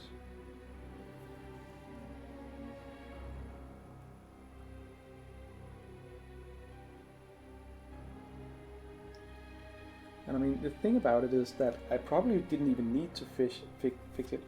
It's the strap going down here and ending in a hook down here.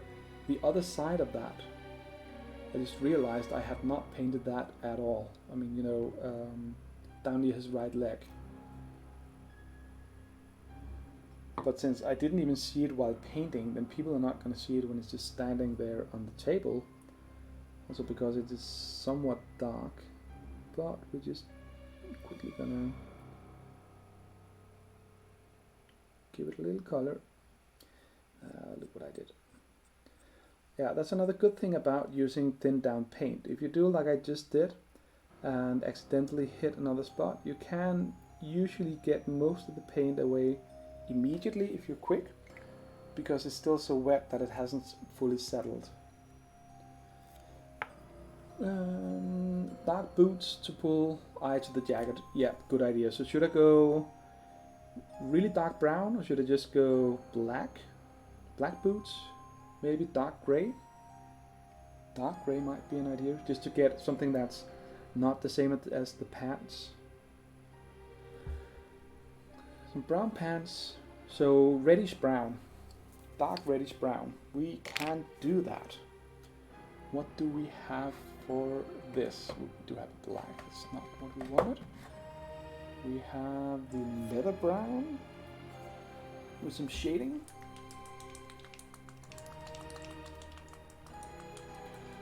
Now, this is why miniature painters have so strong arms. But we are also, I should let you know, coming up on the end of the stream, since it's almost 9 o'clock here. So before we do that though, I will just do in the boots. And while we're doing in the boots, I will see if there is a channel that we can raid, if one of the other people I know are either painting or doing something else. Now,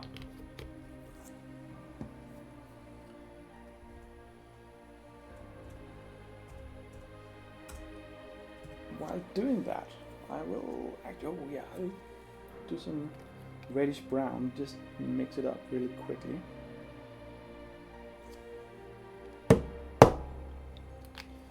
Sorry. I have to paint the air mat, go a bit lighter with some mud if the belt is dark. Hard to really tell how I think. You're doing bases? Yeah, I mean, I plugged in just some cork pieces to make it look like they're standing in rocks. I mean, they're coming from the Mexico, southwest part of the US kind of thing. So I'm basically going dusty, light brown, desert look on the finish on those things. So let's see if that was too much red. You never know, do you? Also,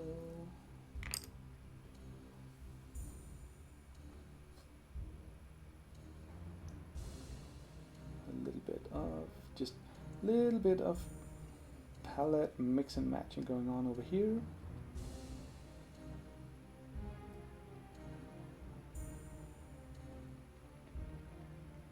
Yeah, got way too much red into that one.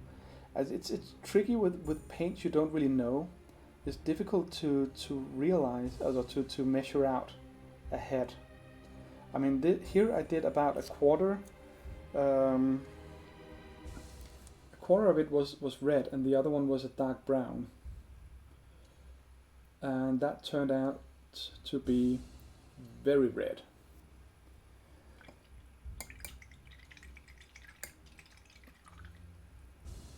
Oh yeah, the texture paints as well. Yeah, I think I'm gonna go the crackling, the parts that crack up. I'm gonna do that around the rocks, and then just do some maybe add a little bit of, I have the different the flogging of various kinds to give a little bit of extra texture. That usually works quite nice. So let's just try to mix a little bit less red into this now. Still wanted to get a red, small kind of reddish shine to it. I think I'm getting there now without overdoing it. Just give it a little bit richer red, and we just again shade it down a lot. Yeah, I think that should be it. Again, I think it's the scale color red that I'm using is really heavy on the pigment, which I like a lot. But it also makes mixing it into other colors, it really becomes dominating really quickly. So that is good. Let's see how this goes. Yeah, I know it looks really bright at the moment, but we're going to tone it down with some shade in a little bit. I should fix most of it. Now the interesting part here is that after mixing with the red, it actually looks like it is covering a lot more ground than the brown I'm mixing it with, because the brown I'm mixing it with does not have good coverage. It's the one where you definitely need a few coats. It seems like there's something in the scale color paint that just gives it that a little bit more, I don't know, I want to say oomph, but it seems wrong somehow.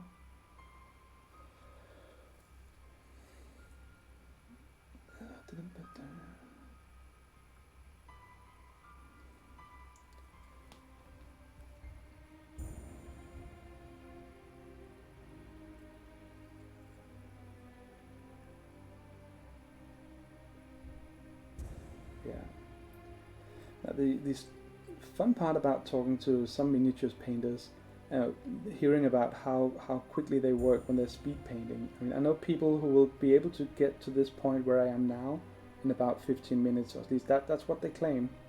I've never actually, painted with them, so I don't know how much of it is an exaggeration and how much of it is just I'm only measuring the time when the brush is hitting the miniature, those kind of things.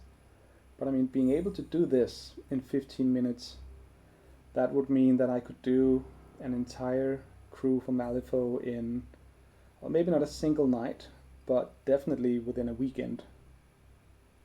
Here I really have problems getting into the lower part of his boot. So it may just need to not be painted any more than it is now. Yeah, that was pretty neat. Yeah, it's a neat ochre color. I mean, the outset is sort of an orangey brown. I guess browns are a tone of orange. But yeah, I'm definitely going for desert colors on this one, and really going for the whole, oh shit, there's a strap and dynamite in this other one. I'm gonna have to do that, fix that up later. It's gonna be so much easier. But yeah, I really want them to have the dusty, gritty, western kind of look. And then we can always do a few bright details if I need to really make them shine and pop, or draw out interesting parts of the miniature.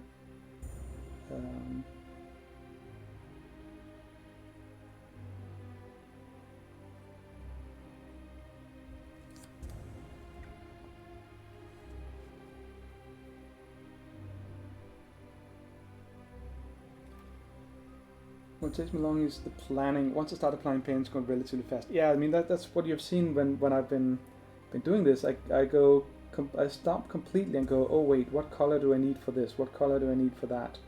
And yeah, but a lot of it for me is also that I really haven't been painting much for too many years. So it's all the movements are not really just fluid, and they don't really feel all that natural to me. Since I painted back in the 90s, my hands are shaking a lot more, which makes me generally just unsteady and a little bit uncertain about what I'm actually gonna hit when I start painting. The lamp helps with that a lot, I might add. But also a really large part of me is I'm a bit of a perfectionist at some point, and I don't mean that in a good way, not in the sense that, oh, I always do great work, but also I mean it definitely in the, I don't do work unless I think I can do it perfect, even if I don't do it perfect, which means that I often never really get started, because, for instance, the Malifaux miniatures, I really like the games. I love the miniatures, they're so nice, but I also want them to be really good, so I don't want to paint them until I've learned a lot more about doing proper highlights and all that. But then I don't have any other models I want to paint, sort of while learning these things, because I really want to paint my Malifaux miniatures, and then I don't just never get down to the table and paint, which is just stupid, I know. So I'm using this to try and teach myself that it is actually perfectly fine to take some models I really want to look good and then just paint them knowing that they are not going to look good. Because in that way I can actually get stuff done. So that was the boots. I think no, I missed the bottom of his boot. I mean, it is going to be dark down here under his boot, but it still needs to be pulled in brown and just shaded all the way down to black probably. So yeah.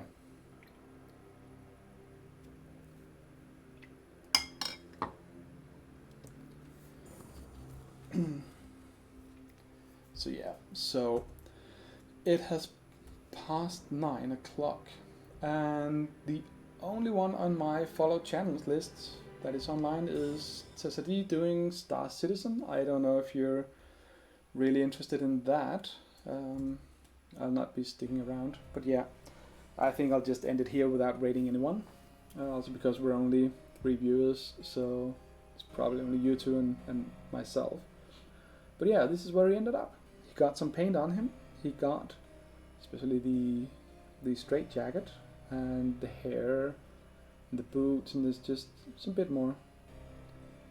You were before and showed after your 2 hours of work for the stream cap. Yeah, I could, but I mean this isn't really impressive for 2 hours. But that's also because I'm talking while painting. It makes it go a little slower. But it's fun. It's social. It's great. But yeah, I should probably do that. But I mean, just this compared to that.